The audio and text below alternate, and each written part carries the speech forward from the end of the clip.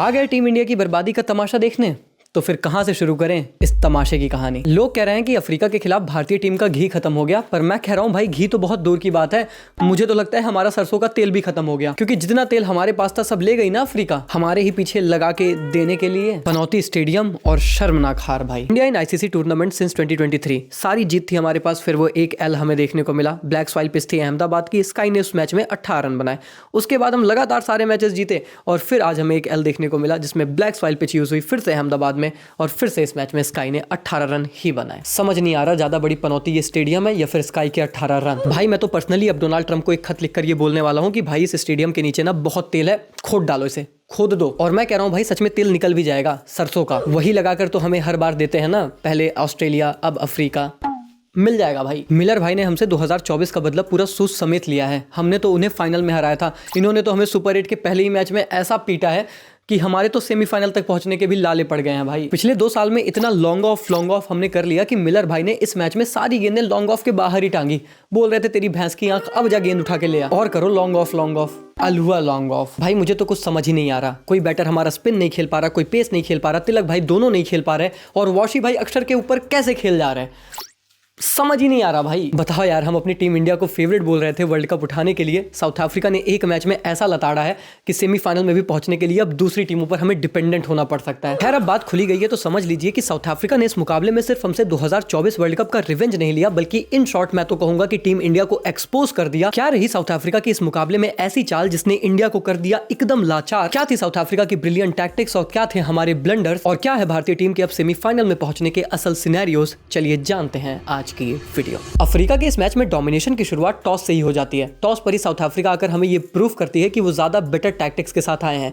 Toss जीतता है south Africa और कहता है कि हम पहले बैटिंग करेंगे।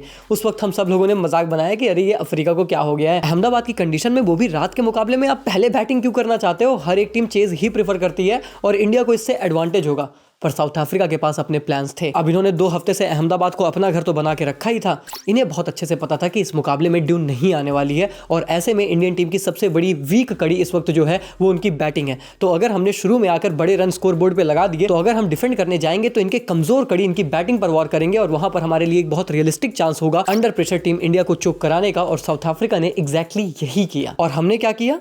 हमने इस ऑल इंपॉर्टेंट गेम में हमारे होम टाउन हीरो अक्षर पटेल, जो कि इस टीम के वाइस कप्तान भी हैं, उन्हें इस मैच में नहीं खिलाया। Bapu thrown out of train in South Africa, Bapu dropped against South Africa. अब उस टाइम के बापू का तो नहीं पता, पर इस टाइम के बापू को तो मैं बस इतना कहूंगा कि ये डिसीजन देखने के बाद आपको हिंसक होने का टाइम आ गया था। बहुत हो गया ये नॉन वायलेंस भाई। कैसे जस्टिफाई करेगा मैनेजमेंट वॉशिंगटन सुंदर को अक्षर पटेल के ऊपर खिलाना? हालांकि आपको बता दूं कि प्रेस कॉन्फ्रेंस में आके ऑलरेडी जस्टिफिकेशन दिया गया। बताया गया कि ऑब्वियसली 3 लेफ्ट हैंडर थे साउथ अफ्रीका की बैटिंग लाइनअप में, इसलिए हम वॉशिंगटन सुंदर को चाहते थे स्पेसिफिकली पावर प्ले में गेंदबाजी करने के लिए। हालांकि वो बात अलग है कि पावर प्ले में एक भी ओवर वॉशिंगटन ने नहीं डाला, और जिन 3 लेफ्ट हैंडर्स की हम बात कर रहे थे उनमें से 2 लेफ्ट हैंडर्स को तो बुमराह और अर्शदीप ने ही चलता कर दिया था 4 ओवर के भीतर ही। और फिर तीसरा लेफ्ट हैंडर जिसके अगेंस्ट वॉशिंगटन सुंदर को गेंदबाजी करनी थी, वॉशी भाई अपने 2 ओवर में 17 रन खा जाते हैं 8.5 की इकॉनमी के साथ। तो हमारे कप्तान ने डेविड मिलर के अगेंस्ट वॉशिंगटन सुंदर से गेंदबाजी कराई ही नहीं। भाई जब आपको वैसे ही वॉशिंगटन सुंदर पर ट्रस्ट था ही नहीं अगेंस्ट लेफ्ट हैंडर, तो खिलाना क्यों था? और भाई फिर हद तो तब हो गई जब वॉशी के सिलेक्शन को जस्टिफाई करने के लिए नंबर 5 पर उन्हें बैटिंग करने भेज दिया गया। भाई अच्छा खासा मौका था कि आप किसी स्टेबलाइजिंग बैटर को भेजते जो जाकर वहां पर पारी संभालता। रन बॉल 11 रन बनाकर आए हैं वॉशिंगटन सुंदर। और भाई चलो मुझे वॉशी से कोई प्रॉब्लम नहीं, पर प्रॉब्लम यह है कि इसके लिए आपने हमारे वाइस कप्तान अक्षर पटेल को ड्रॉप कर दिया। अगर आप अपनी टीम के वाइस कप्तान पर ही ट्रस्ट नहीं करते तो फिर आप किस पर करोगे? याद रखना वो वाइस कप्तान जिसने 47 की पारी T20 वर्ल्ड कप 2024 के फाइनल में साउथ अफ्रीका के अगेंस्ट ही खेली थी, और आपको एक इंपॉर्टेंट कोलैप्स के टाइम पर रेस्क्यू किया था। आपने इस इंपॉर्टेंट मैच में उसी बंदे के होम ग्राउंड पर उसी को ड्रॉप कर दिया। ब्लंडर एट इट्स पीक भाई। Dropped from test team despite performing, played one of the match saving innings in the T20 world cup final, dropped from ODI 11 despite performing, now dropped again versus South Africa in T20 World Cup despite being vice captain. अक्षर Patel might be the most unlucky cricketer ever. और अब सबसे crazy fun fact सुनो, हमने 3 left handers देखकर Washington सुंदर को खिलाया, अक्षर पटेल को ड्रॉप कर दिया। वहीं पर हमारी टीम इंडिया में तो लगभग 7 लेफ्ट हैंडर थे, फिर भी केशव महाराज को साउथ अफ्रीका ने खिलाया, और केशव महाराज ने इस मैच में 3 विकेट पिक की है। लेफ्ट आर्म ऑर्थोडॉक्स ही हैं केशव महाराज। तो टॉस और प्लेइंग 11 पर लिए गए कुछ अहम फैसले ये बताते हैं कि कैसे साउथ अफ्रीका इस मैच के लिए ज्यादा बेटर प्रिपेयर थी और कैसे हमने कुछ टैक्टिकल ब्लंडर्स किए। लेकिन ये तो भैया अभी शुरुआत है, अभी तो और कहानी बाकी है। मैच की शुरुआत होती है और टीम इंडिया पूरी तरीके से शुरू में डोमिनेट करती है thanks to Jasprit Bumrah and Arshdeep Singh. Arshdeep को तो देखकर अच्छा लगा था, पर मेरे लिए सबसे बड़ी खुशखबरी थी जसप्रीत बुमराह का फॉर्म में आना। जसप्रीत बुमराह फाइनली उस तरीके की गेंदबाजी कर रहे थे जब वो अनप्लेएबल से फील होते हैं और ऐसा लग रहा था कि हमारी टीम सही मौके पर पीक कर रही है।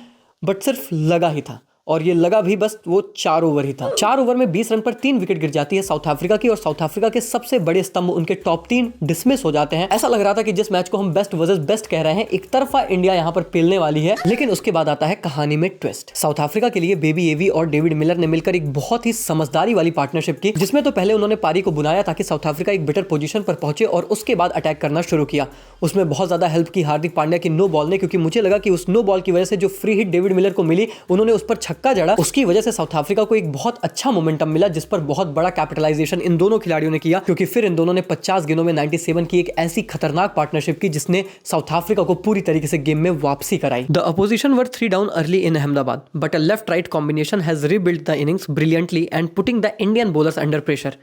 We have seen this script before. भाई मानो मेरी बात, ये बस स्क्रिप्ट लिखी इसीलिए गई थी कि हम लोग एक बार फिर से खड़ा हूं आज भी वहीं दोहरा सके। तो एक्चुअली में आप कह सकते हैं कि साउथ अफ्रीका ज्यादा भीतर लड़ी भी तो, साउथ अफ्रीका भी तो डाउन एंड आउट थी, लेकिन उनके बैटर्स उठ खड़े हुए, परफॉर्मेंस पुटअप की। वो डिवॉल्ड ब्रेविस जिनको लेकर हम ये कह रहे थे कि भाई टैलेंट बहुत है पर अपनी विकेट थ्रो कर देते हैं, इस मैच में बंदे ने मैच्योरिटी दिखाई। David Miller is batting with the same खुन्नस that Rohit Sharma had against Australia in the 2024 T20 world cup after the final defeat. वही जो मैंने आपसे शुरू में बोला ना, डेविड मिलर भाई पिछले 2 साल से लॉन्ग ऑफ सुन रहे थे, सोच कर आए थे इस मैच में हमारा सारा लॉन्ग ऑफ घुसेड़ देंगे हमारे अंदर। भाई जब मैं छोटा बच्चा था तब भी साउथ अफ्रीका को डेविड मिलर कोलैप्स से बचाते थे। जब मैं 9-10th में पहुंचा तब भी मिलर भाई साउथ अफ्रीका को कोलैप्स से बचाते थे। आज जब मैं सक्सेसफुली बेरोजगार हूं तब भी मिलर भाई साउथ अफ्रीका को कोलैप्स से बचा ही रहे हैं। अब समझ में आता है लाडले, उस दिन कैच पकड़ ली थी सूर्या भाई ने, वरना गया था world cup. Performance you know, the reason you don't know. खैर अब इस पार्टनरशिप के इतने बड़े बनने में सिर्फ साउथ अफ्रीका के बल्लेबाजों का ही रोल थोड़ी था, हमारे कप्तान साहब की कप्तानी भी तो टॉप क्लास थी। भाई खुद असिस्टेंट कोच ने आके मैच के बाद एक्सेप्ट किया है कि मुझे ऐसा लगता है कि 3 विकेट जब डाउन थी तो और ज्यादा अटैकिंग कप्तानी सूर्या भाई को करनी चाहिए थी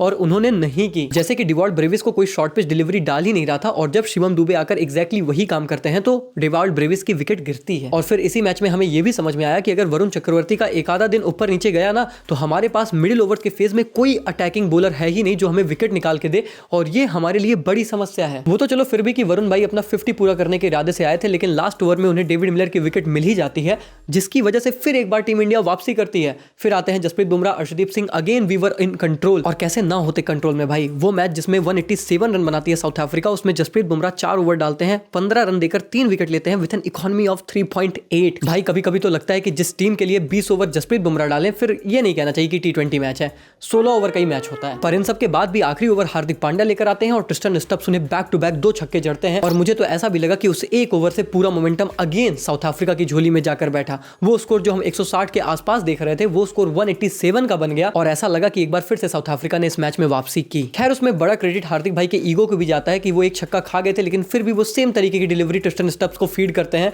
सिर्फ अपने ईगो के लिए और बाउंड्री पड़ती है। खैर हमारी इन सारी गलतियों के बावजूद भी साउथ अफ्रीका पहुंचता 187 पर है और सच कहूं तो उस वक्त मुझे ये लगा था कि हम आसानी से इस टोटल को चेस करेंगे, क्योंकि चेस करना चाहिए था। ये पिच ही कुछ उसी तरीके की थी और इस पिच पर रन्स थे मेरे भाई, ऐसा कुछ बहुत ज्यादा नहीं था, थोड़ी बहुत गेंदें स्लो आ रही थी। और मिड इनिंग में डेविड मिलर ने यही बोला, उन्होंने बोला कि पिच काफी अच्छी है, रन से भरी हुई है, थोड़ा बहुत गेंदें डिसेप्टिव हो रही हैं, लेकिन इसका यह मतलब नहीं कि ये पिच खराब है। हालांकि हमने स्कोर अच्छा बनाया, बट देखते हैं कि क्या होता है। तो एक्चुअली में तो डेविड मिलर भी ये कह रहे थे कि भाई मामला डाइसी सा है और ऐसा नहीं है कि ये चेस नहीं हो सकता।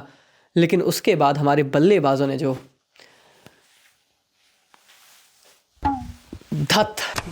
ये बात सही है कि T20 वर्ल्ड कप में भारत ने आज तक कभी 175 प्लस भी चेज नहीं किए थे और इनफैक्ट अहमदाबाद में आज तक कभी 185 प्लस सक्सेसफुली T20 इंटरनेशनल में चेज हुआ भी नहीं था।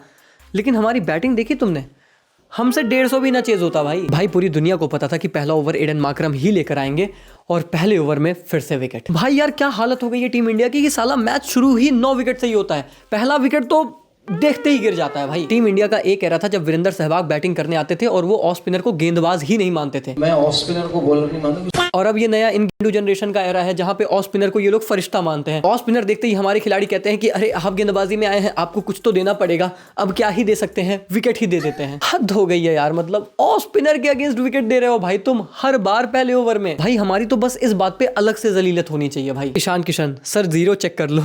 ईशान किशन पेरेंट्स भी लाइक, हाथ जोड़कर गुजारिश है आपसे दूर रहिए मेरे बेटे से। भाई यहाँ तक भी मैंने सोचा कि चलो ईशान भाई अपनी दोस्ती निभा रहे होंगे। अभिषेक भाई लगातार 0 पर आउट हो रहे थे तो ईशान भाई ने बोला कि चल तेरा ये वाला कर्ज मैं अपने ऊपर ले लेता हूँ, अब तू जाके रन बना दे। बना तो दिया अभिषेक भाई ने, हम सबका चूतिया। इंपॉर्टेंट मैच था इसीलिए रन नहीं बनाया, बायलैटरल्स होता फिर बताता। भाई सच कह रहा हूँ, अभिषेक अब तक 0 पर आउट हो रहा था तो वो मेरे लिए कंसर्न नहीं था। मैं यही कह रहा था कि अरे ठीक है भाई आउट हो जा रहा है, ही जस्ट मेक रन्स, और एक बार लय में आ गया ना तो फिर तुम्हें पता है कि तबाही लोडिंग है। बट भाई की इस पारी को देखकर मैं एक्चुअली ज्यादा कंसर्न हूँ। 15 रन बनाए हैं 13 गेंदों पर, बट भाई completely looked clueless and sluggish. Again south Africa का हर बल्लेबाज के लिए एक मास्टर प्लान रेडी था, फिर चाहे इस मैच में अभिषेक के अगेंस्ट ही क्यों ना हो, चाहे लुंगी एनगीडी रहे हो या फिर मार्को यानसन, लगातार ऑफ साइड पर बाहर गेंदे फीड करते गए। फिर से अभिषेक भाई वही लप्पा निकल के मारने की कोशिश करते गए, कनेक्ट एक भी उनसे हो नहीं रही थी, और उसके बाद एक स्लोअर रन आती है सीधा उनके पैरों पर और गेंद खड़ी। भाई कहना तो नहीं चाहिए पर दिन ब दिन आमिर गांडू की बात मुझे सच में सही लगने लगी है। भाई इस नॉक ने मेरे को अभिषेक को लेकर रियल कंसर्न्स पैदा किए हैं, because he completely looked clueless against the quality गेंदबाजी। समझ ही नहीं आ रहा था कि वो बल्ला बस घुमाए जा रहे हैं इधर उधर, कुछ कनेक्शंस हो नहीं रहे थे, इतना बैट और गेंद के बीच गैप रह जाते थे, आते थे आगे निकलते थे और अंधी घुमा रहे थे। That was all that he tried to do to just get off the mark, और कुछ उनसे कनेक्शंस होने लगे, एक दो हुए भी इधर उधर। बट वही बात है भाई, ये जो नॉक थी ना ये बड़ी खराब नॉक थी, और इसकी वजह से एक रियल कंसर्न अब मेरे मन में आ गया है अभिषेक शर्मा को लेकर। पर चलो अभिषेक भाई को लेकर तो अभी आया है, लेकिन हमारे तिलक भाई ने तो बहुत पहले से ही अपनी क्वालिटी प्रूफ कर रखी है। नहीं मतलब भाई इसके पहले स्पिन के अगेंस्ट स्ट्रगल कर रहे थे, तो भाई ने मेक श्योर किया कि इस मैच में स्पिनर के अगेंस्ट कोई स्ट्रगल नहीं होगा, आते संगी पेसर के खिलाफ ही खत्म। 16 पे 25 वर्सेस यूएसए, स्ट्राइक रेट 156। 21 पे 25 वर्सेस नमीबिया, स्ट्राइक रेट 119। 24 पे 25 वर्सेस पाकिस्तान, स्ट्राइक रेट 104। 27 पे 31 वर्सेस नीदरलैंड, स्ट्राइक रेट 115। 2 पे 1 versus South Africa, strike rate 50। Ladies and gentleman, greatest number 3 batter undroppable Tilak Varma for you. भाई अगर सच में हमारा टॉप ऑर्डर इसी तरीके से परफॉर्म करने वाला है तो खिला लो यार, संजू बाबा को ही खिला लो भाई। I mean, संजू बाबा कितना भी गंदा करें, इनसे तो अच्छा ही करेंगे भाई। सच कहूं तो मैं अभिषेक को तो शायद अभी भी नहीं छेड़ूंगा, Abhishek with Ishan to open. But क्या संजू सैमसन नंबर 3 पर खेल सकते हैं, या फिर ईशान नंबर 3 पर आ सकते हैं और अभिषेक और संजू ओपन कर सकते हैं? इस पॉसिबिलिटी को अब सीरियसली मैनेजमेंट को कंसीडर करना चाहिए। और इनफैक्ट इंडिया के असिस्टेंट कोच ने मैच के बाद ये बोला भी कि संजू को लेकर पॉसिबिलिटी अब खुली है और डेफिनेटली हम इसे कंसीडर करेंगे। खैर अब जैसे अफ्रीका के 20 पर 3 डाउन थे और उसके बाद उन्होंने कमबैक किया, यहां तक भी हम लोग बड़े ऑप्टिमिस्टिक थे कि हमारे 26 पर 3 डाउन है तो हम भी कमबैक कर ही लेंगे। और वैसे भी हर मैच में कोई ना कोई एक हीरो आ ही जाता है, इस मैच में भी आ ही जाएगा। हमारा सुपर हीरो सूर्य कुमार यादव भी तो खड़ा है, यूएसए के खिलाफ देखा नहीं था भाई को, साउथ अफ्रीका के खिलाफ भी देख लिया। Just because he failed in every ICC tournaments, finals and big matches doesn't mean he is a bad player. Ask Hong Kong, USA, Netherlands and Namibia.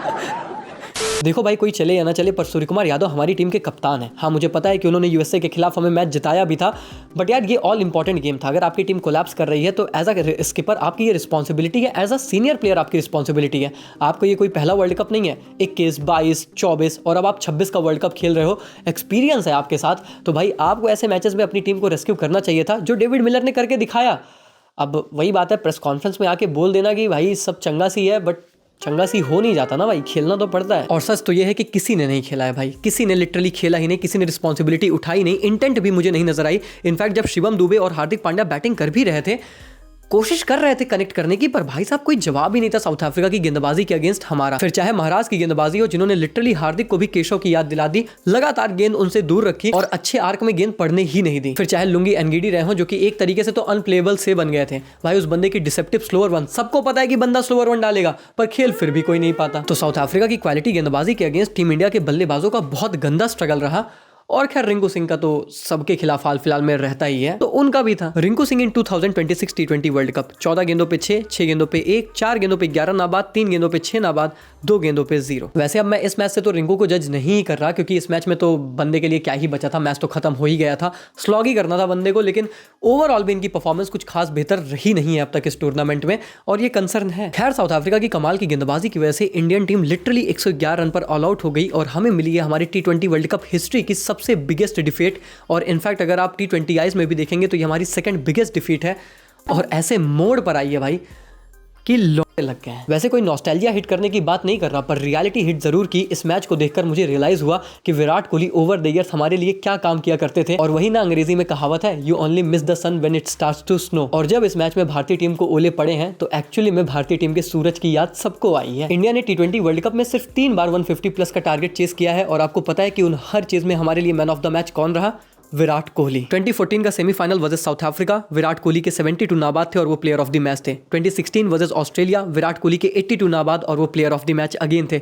2022 versus Pakistan, Virat Kohli के 82 नाबाद थे और player of the match Virat Kohli ही थे। How many times literally Virat Kohli has rescued us from these positions, और हमें उस stage से मुकाबले जिताया जहां पर शायद हमने भी उम्मीदें छोड़ दी थी कि कोई चांस बचा नहीं है।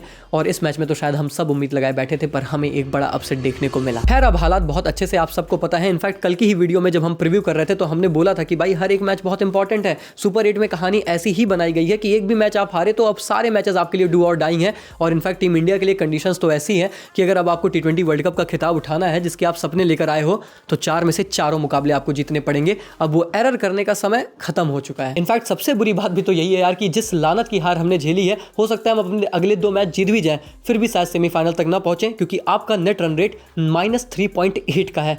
एक्चुअली में आपके खाते में 0 अंक है, पर मैं कहूंगा इसे -1 बोलो। इस कदर पीछे हो गए हैं हम अब पॉइंट्स टेबल की रेस में। और इसीलिए मैं अब आपको क्लियर कर दूं कि ऐसी हालत हो गई है भारतीय टीम की कि अब शायद किस्मत हमारे हाथ में है ही नहीं। अगर वेस्ट इंडीज साउथ अफ्रीका को और जिम्बाब्वे को हरा देती है, और फिर साउथ अफ्रीका जिम्बाब्वे को हरा देती है ना, इसके बाद मेरे भाई शायद अगर हम दोनों मैचेस जीत भी जाए ना, फिर भी हमारा नेट रन रेट के ऐसे लौड़े लग चुके हैं कि फिर भी शायद हम सेमीफाइनल के लिए क्वालिफाई करें ही ना। तो वैसे तो हम पाकिस्तान के बड़े मजे लेते हैं, पर सच्चाई यह है कि हमारी हालत उनसे भी इस वक्त बदतर है।